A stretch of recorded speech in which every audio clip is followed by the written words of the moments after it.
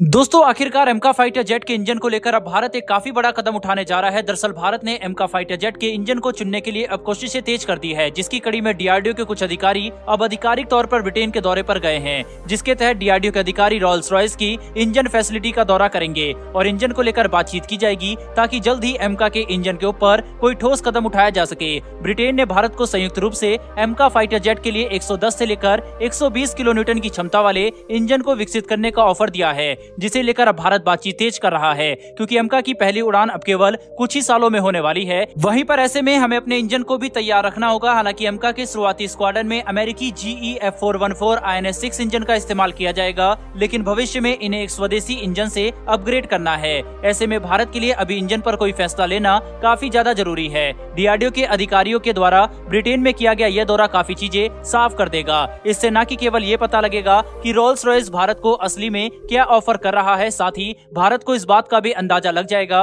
कि Rolls Royce के साथ एमका के इंजन को बनाना भारत के लिए कितना ज्यादा फायदेमंद साबित होगा, क्योंकि रोल्स रॉयस का ऑफर काफी अच्छा है। ब्रिटेन ने भारत को ये बात साफ तौर पर कही थी कि अगर भारत ब्रिटेन के साथ मिलकर इस 110 किलो न्यूटन की क्षमता वाले इंजन को विकसित करता है तो इस नए इंजन की IPR यानी कि इंटेलेक्चुअल प्रॉपर्टी राइट भी भारत के पास होगा, जो कि काफी अच्छी बात है। ऐसे में डीआरडीओ का यह दौरा काफी ज्यादा महत्वपूर्ण बन जाता है। जहां एक तरफ फ्रांस भी भारत के साथ एमका के इंजन को विकसित करने में रुचि दिखा रहा है, वहीं पर फ्रांस का भी ऑफर काफी अच्छा है। ऐसे में भारत के लिए फ्रांस और ब्रिटेन के बीच में किसी एक को चुनना इतना आसान नहीं होने वाला, क्योंकि फ्रांस के पास पहले से ही एक सक्षम और भरोसेमंद इंजन मौजूद है, जिसका इस्तेमाल रफाल में होता है। और इसी की तकनीक का इस्तेमाल करते हुए भारत और फ्रांस एक साथ मिलकर एमका के लिए एक नया इंजन बना सकते हैं, जो कि पिछले इंजनों के मुकाबले ज्यादा विकसित और असरदार होगा। वहीं पर अमेरिका की तरफ से भी भारत को इंजन के क्षेत्र में संयुक्त रूप से काम करने का ऑफर मौजूद है, जिसके तहत अमेरिका अपने मौजूदा GE F414 INS-6 इंजन को ही भारत को ऑफर कर रहा है। लेकिन अभी ये बात साफ नहीं है कि अमेरिका भारत को इसकी ट्रांसफर ऑफ टेक्नोलॉजी देगा या फिर नहीं। कुल मिलाकर देखा जाए तो डीआरडीओ का ब्रिटेन में होने वाला यह दौरा काफी अहम होने वाला है, क्योंकि इससे जो नतीजा निकलकर सामने आएंगे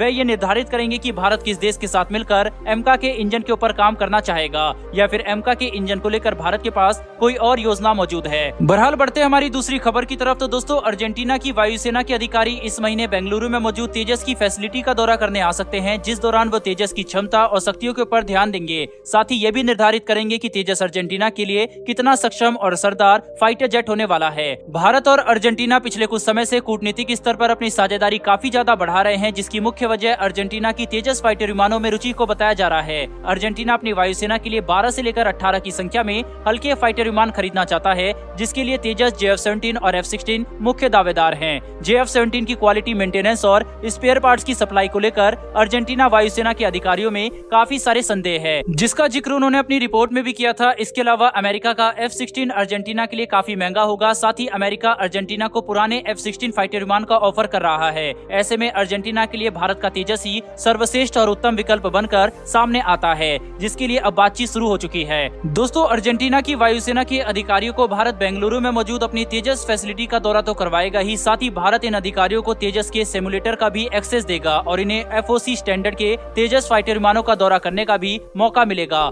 कुल मिलाकर देखा जाए तो अर्जेंटीना की वायुसेना के अधिकारियों का यह भारत दौरा काफी अहम होने वाला है। और अगर अर्जेंटीना भारतीय तेजस फाइटर विमानों को चुन लेता है तो भले ही अर्जेंटीना शुरुआती दौर में बड़ी संख्या में भारत के तेजस न खरीदे, लेकिन इससे अंतर्राष्ट्रीय स्तर पर तेजस की क्रेडिबिलिटी बढ़ जाएगी और दूसरे देश अर्जेंटीना को देखकर भारत से तेजस खरीदने में रुचि दिखाना शुरू कर देंगे। मौजूदा समय में भी तेजस विमान को लेकर विश्व के कई देश काफी उत्साहित हैं, जिसमें ऑस्ट्रेलिया और अमेरिका जैसे देश भी शामिल है। हालांकि कंबोडिया और मलेशिया के फाइटर विमानों के टेंडर में भी तेजस काफी आगे चल रहा है। ऐसे में ये समझना ज्यादा मुश्किल नहीं है कि भविष्य में रक्षा निर्यात के क्षेत्र में भारत के कदम काफी मजबूत होने वाले हैं, और इससे भारत की अर्थव्यवस्था को तो फायदा होगा ही, साथ ही भारत की सॉफ्ट पावर भी अंतर्राष्ट्रीय स्तर पर बढ़ेगी। बहरहाल दोस्तों इस वीडियो में इतना ही। फिर मिलेंगे डिफेंस और वर्ल्ड अफेयर से जुड़ी ऐसी एक नई वीडियो के साथ। धन्यवाद। जय हिंद।